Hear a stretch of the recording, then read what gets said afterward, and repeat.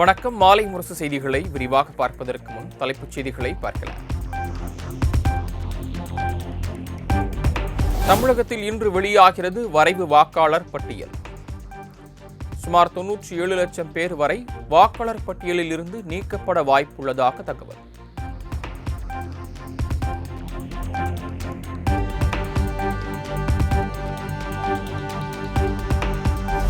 வரைவு வாக்காளர் பட்டியலில் பெயர் இல்லாதவர்கள் இன்று முதல் படிவம் 6 பூர்த்தி செய்து விண்ணப்பிக்கலாம். ஜனவரி 18ஆம் தேதி வரை ஆட்சேபங்கள் இருந்தால் தெரிவிக்கலாம் என தகவல்.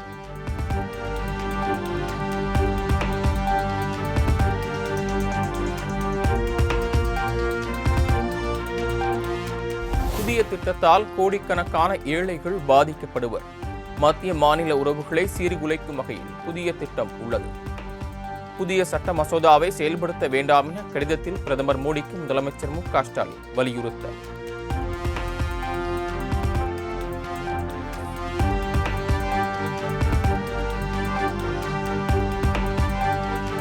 குடியரசுத் தலைவர் திரௌபதி முர்முவுக்கு முதலமைச்சர் மு.க. ஸ்டாலின் கடிதம். தமிழ்நாடு அரசின் மசோதாக்களுக்கு ஆளுநர் ஒப்புதல் அளிக்காத நிலையில் 2 மசோதாவையும் திருப்பி அனுப்ப கோரிக்கை.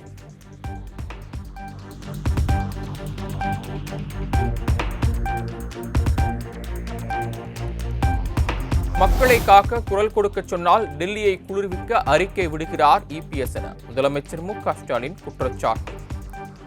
தனது ஓனர் பாஜக செய்வது சரியென்றால் துணிச்சலாக வெளிப்படையாக 100 நாள் வேலை திட்ட முடக்கத்தை பழனிசாமி ஆதரிக்க முடியுமா எனவும் சவால்.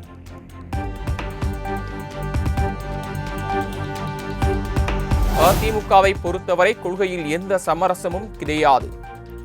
சென்னையில் அதிமுக சார்பில் நடந்த கிறிஸ்துமஸ் விழாவில் இபிஎஸ் பேச்சு.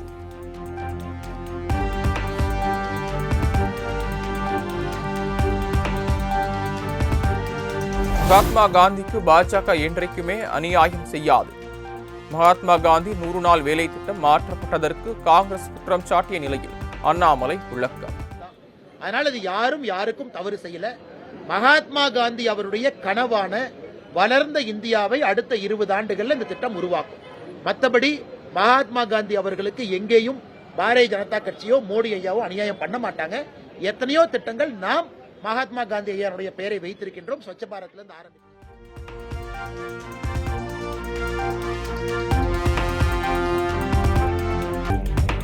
சிறுபான்மையின மக்களின் பாதுகாவலனாக செயல்படுவது அதிமுக. இந்திய துணைக்கண்டத்திலேயே தமிழ்நாட்டை முதன்மை மாநிலமாக அதிமுக மாற்றியதாகவும் இபிஎஸ் பெருமிதம். இன்றைக்கும் இந்த இருவரும் தலைவர்கள் அடிச்சோட்டை பின்பற்றி அவர்கள் வழியில் சிறுபான்மை மக்களின் பாதுகாவலராக செயல்பட்டு வருகிறது. மேலும் சிறுபான்மை கிறிஸ்துவ மக்களை கௌரவிக்கும் விதமாக ஆண்டுதோறும் அனைத்து இந்திய அண்ணா திராவிட முன்னேற்ற கழகத்தின் சார்பாக கிறிஸ்துமஸ் விழாவை நாம் சீரோடும் சிறப்போடும் கொண்டாடி வருகிறோம்.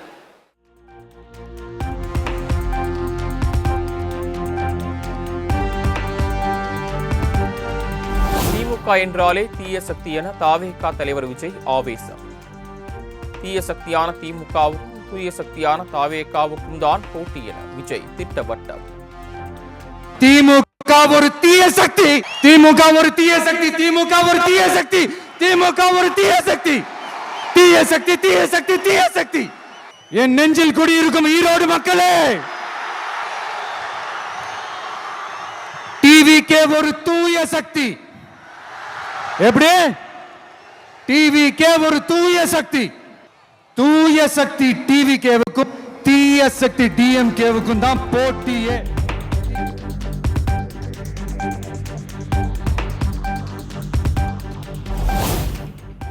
திமுக தீய சக்தி என்பது ஊரறிந்த ஒன்று. அதில் எந்த மாற்றமும் இல்லை. வரும் தேர்தலில் திமுகவின் எதிர்ப்பு எதிரொலிக்கும் என அண்ணாமலை பேட்டி. தீய சக்தின்னு சொல்ல ஆரம்பிச்சிருக்கிறாங்க. அது வாக்கு பெட்டியில இவிஎம் மிஷின்ல அது மாறும். அதனால் திமுக தீய சக்தி என்பது ஊரறிந்த ஒன்று. யாரோ ஒருத்தர் மேடையில சொல்லித்தான் தெரியணும் அவசியம் இல்லை. புரட்சி தலைவர்ல எப்பவோ அதை சொல்லிட்டாங்க. தீய சக்தி என்கின்ற வார்த்தை அது திராவிட முன்னேற்ற கழகத்தினுடைய அடையாளம். அதுல எந்த மாற்று கருத்து இல்லைங்க. அதே மாதிரி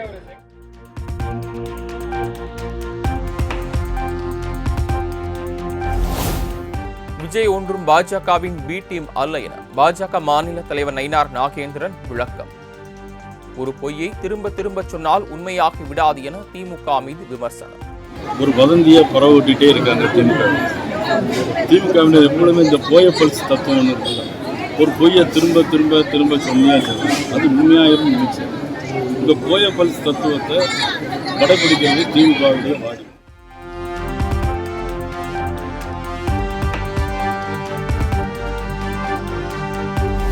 தமிழ்நாட்டுக்குள் பிரிவினையை ஏற்படுத்த முயற்சிக்கும் பாஜகவின் சதி ஒருபோதும் பலிக்காது. மதுரையில் நடந்த கிறிஸ்துமஸ் பெருவிழாவில் துணை முதலமைச்சர் உதயநிதி ஸ்டாலின் பேச்சு. இன்னைக்கு இந்திய ஒன்றியத்தை ஆண்டு கொண்டிருக்கக்கூடிய ஆட்சியாளர்களுக்கு நம்முடைய தமிழ்நாடு மேலேயும் தமிழ்நாட்டு மக்கள் மேலேயும் ஒரு பயம் இருக்கு. எங்க எல்லா மக்களும் ஒன்னா சேர்ந்துருவாங்களோ, அதனால தங்களுடைய அதிகாரம் எல்லாம் பறி போயிடுமோன்னு ஒன்றிய அரசுக்கு நம்முடைய தமிழ்நாடு மீது பயம். மதம், மொழி, சாதியின் பேரால வெறுப்புணர்வை வேணும்னு பரப்புறாங்க. நான் இங்க மதுரையிலிருந்து உங்க முன்னிலையில நான் உறுதியா சொல்றேன், அவங்களுடைய எவ்வளவு முயற்சி பண்ணாலும் நிச்சயமா தமிழ்நாட்டுக்குள்ள அவங்களுடைய பிரித்தாளரை சூழ்ச்சி எந்த நாள்லயும் வெற்றி பெறாது.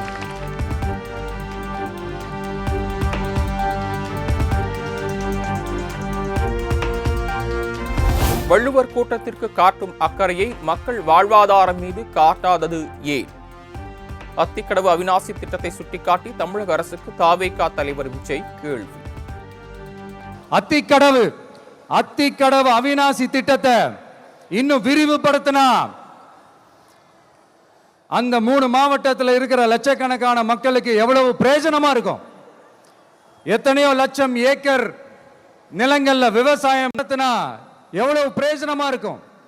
ஏன் அதெல்லாம் பண்ண மாட்டேன்றீங்க?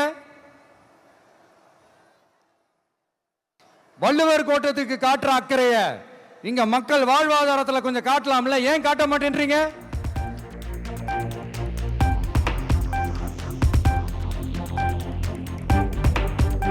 பெரியார் பேரை சொல்லி கொள்ளையடிப்பவர்கள்தான் நமது அரசியல் எதிரிகள். தாவேகா தலைவர் விஜய் ஆவேசம். பெரியார் பேரை சொல்லிக்கிட்டு தயவு செஞ்சு கொள்ளையடிக்காதீங்கயா, தயவு செஞ்சு கொள்ளையடிக்காதீங்க. அவரு பேரை சொல்லிக்கிட்டு பெரியார் பேரை சொல்லி கொள்ளையடிக்கிற இவங்க தான் நம்மளுடைய அரசியல் எதிரி. மக்களை நீங்க சொல்லுங்க, நம்மளுடைய அரசியல் எதிரி யாரு? நம்மளுடைய கொள்கை எதிரி யாரு? இருக்கிறவங்க என்னெல்லாம் செய்யறாங்கன்னு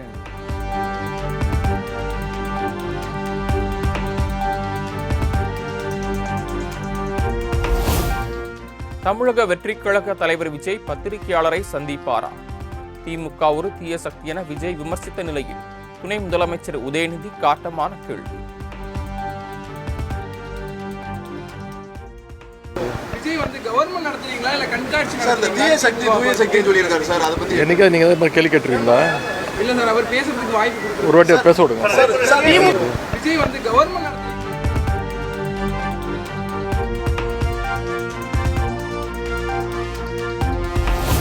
யார் இளம் பெரியார்? பெரியாரை பற்றி தெரியுமா? உதயநிதிக்கு இளம் பெரியார் பட்டம் கொடுப்பதாய் ஆதவ் அர்ஜுனா கண்டனம். இளம் பெரியாரா? யாருப்பா இளம் பெரியாரு? பெரியாரோட வரலாறு தெரியுமா? பெரியார் ஸ்பெல்லிங் படிக்க தெரியுமா உனக்கு? மேடையில படிக்க கொடுத்தா? இதே ஈரோட்டில் மண்ணில் எத்தனை சொற்பொழிவுகள், எத்தனை மாநாடு, எத்தனை உழைப்பு, 70 வருட உழைப்பு.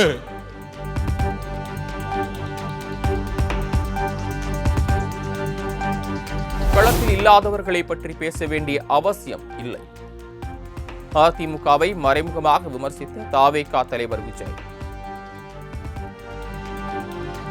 2026 சட்டமன்ற தேர்தலில் களத்தில் இருக்கிறாங்களோ அவங்கள மட்டும் தான் எதிர்ப்போம். சும்மா களத்திலே இல்லாதவங்களையும்,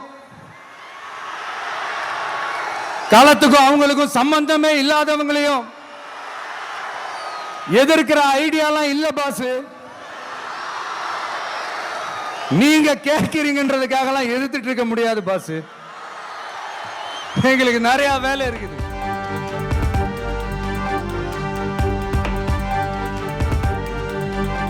தாவேகா தலைவர் விஜய் கை காட்டுபவர்தான் 234 தொகுதிகளிலும் எம்எல்ஏ. ஈரோடு மக்கள் சந்திப்பு நிகழ்ச்சியில் தாவேகா தலைமை ஒருங்கிணைப்பாளர் செங்கோட்டையன் பேச்சு. எல்லோரும் சொன்னார்கள் எவ்வளவு வெற்றி பெற போகிறான்னு சொன்னார்கள். 234 அவர் ஆரை விரல் காட்டுகிறாரோ அவர் தான் தமிழ்நாட்டில் சட்டமன்ற உறுப்பினர் என்ற வரலாற்றை படைக்கின்ற அளவிற்கு நீங்கள் வாருங்கள், வெற்றி தேடி தாருங்கள்.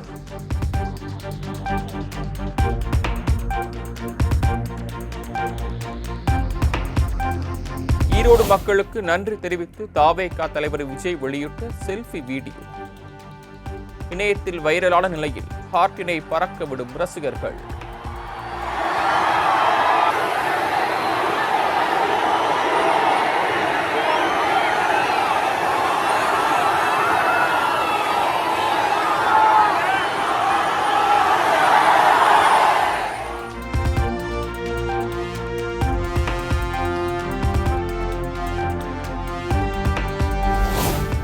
ஈரோட்டில் நடைபெற்ற சந்திப்பு மிகுந்த மகிழ்ச்சி அளிப்பதாக தாவேகா தலைவர் விஜய் நிகழ்ச்சி சிறப்பாக ஏற்பாடு செய்த காவல்துறைக்கு நன்றி, நிகழ்ச்சியை மெச்ச தகுந்த வகையில் ஏற்பாடு செய்திருந்த செங்கோட்டையனுக்கும் நன்றி என எக்ஸ் தளத்தில் பதிவு.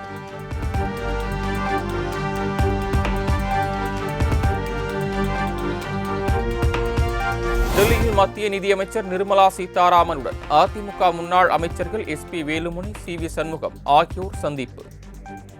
சட்டமன்ற தேர்தல் களம் சூடுபிடித்துள்ள நிலையில் நயினார் நாகேந்திரன், அண்ணாமலையை தொடர்ந்து அதிமுக நிர்வாகிகள் ஆலோசனை.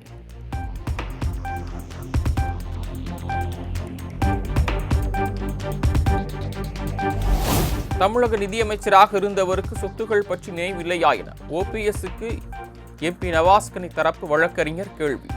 சொத்துகள் குறித்து நினைவில் இல்லை, ஆடிட்டரை கேட்டுச் சொல்கிறேன் என ஓ பன்னீர்செல்வம் பதில்.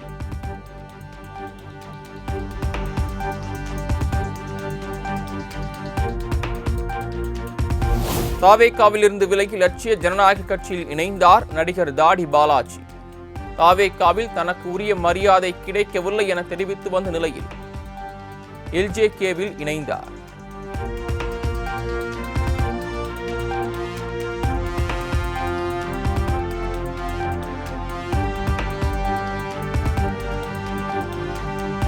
ரோட் ஷோ உள்ளிட்ட அரசியல் கூட்டங்களுக்கு வழிகாட்டு நெறிமுறைகளை உருவாக்க கோரிய வழக்கில் இன்று தீர்ப்பு. சென்னை உயர்நீதிமன்ற தலைமை நீதிபதி எம் ஸ்ரீவத்சவா, நீதிபதி ஜி அருள்முருகன் ஆகியோர் கொண்ட முதல் பெஞ்ச் தீர்ப்பை வழங்குகிறது.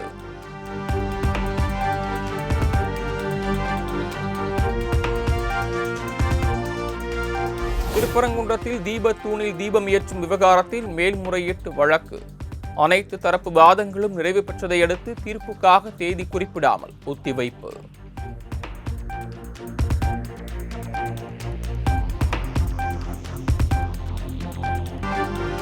சென்னை கிளாம்பாக்கம் பேருந்து நிலையத்தில் திடீரென தமிழக அரசுக்கு எதிராக போராட்டத்தில் குதித்த செவிலியர்கள்.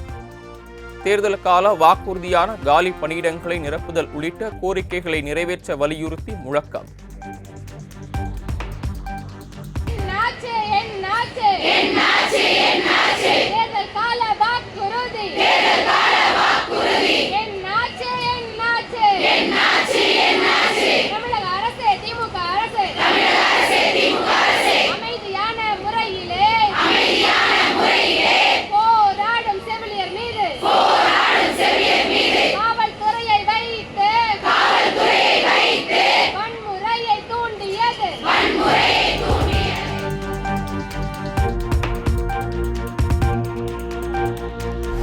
கிளாம்பாக்கத்தில் போராட்டத்தில் ஈடுபட்ட செவிலியர்களுக்கு தாவேகா தேர்தல் பிரச்சார மேலாண்மை பொதுச் செயலாளர் ஆதவ் அர்ஜுனா நேரில் ஆதரவு.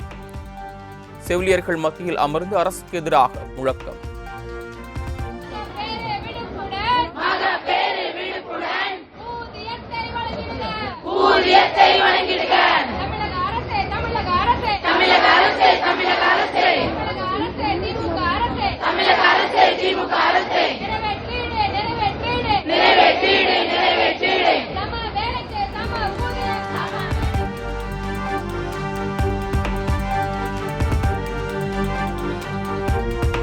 மதுரையில் வீட்டு மாடியில் துணி காய வைத்த பெண்ணுக்கு பாலியல் தொல்லை கொடுத்த திமுக இளைஞரணி நிர்வாகி.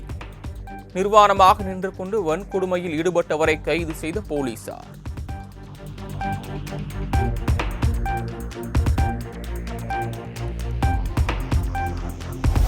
2025 ஆண்டுக்கான சாகித்ய அகாடமி விருதுகள் அறிவிப்பு நிகழ்ச்சி ரத்து. பரிசு அறிவிப்பு குறித்து நடுவர் குழு இன்னும் ஒருமித்த கருத்தை எட்டாததால் திடீர் முடிவு.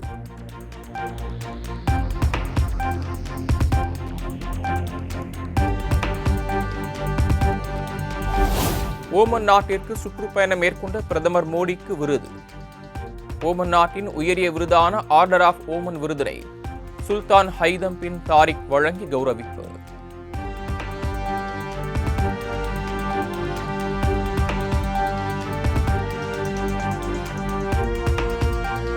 சபரிமலையில் மண்டல பூஜையினையொட்டி கடந்த 30 நாட்களில் 210 கோடி ரூபாய் வருமானம். கடந்த ஆண்டை விட 30 விழுக்காடு அதிகம் என தேவசம் போர்டு தகவல்.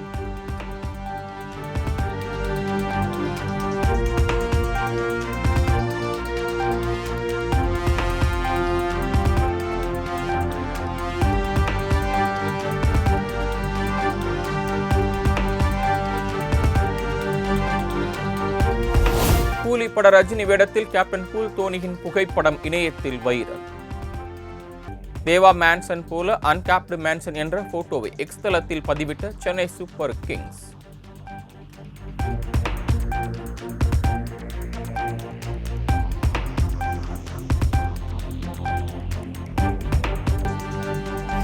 ஈஸ்வரன் கழக தலைவன் பட நடிகை நிதி அகர்வாலை சூழ்ந்து கொண்டு ரசிகர்கள் அட்டூழியம். இவர்கள் கழுதை புலிகளை விட மோசமாக நடந்து கொள்ளும் ஆண்கள் கூட்டம் என பாடகி சின்மயி சமூக வலைதளங்களில் பதிவு.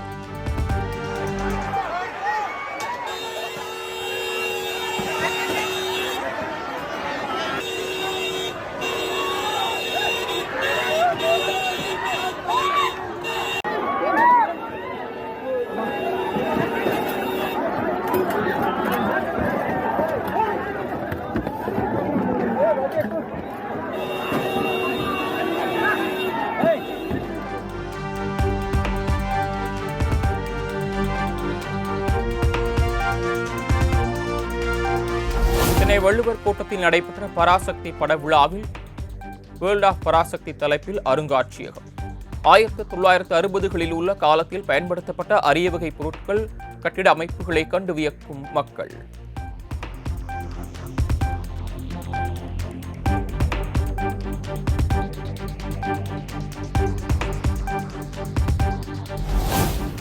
பராசக்தி திரைப்படம் காதல், புரட்சி இவற்றுடன் மிக மிக முக்கியமான பிரச்சனையை பேசும்.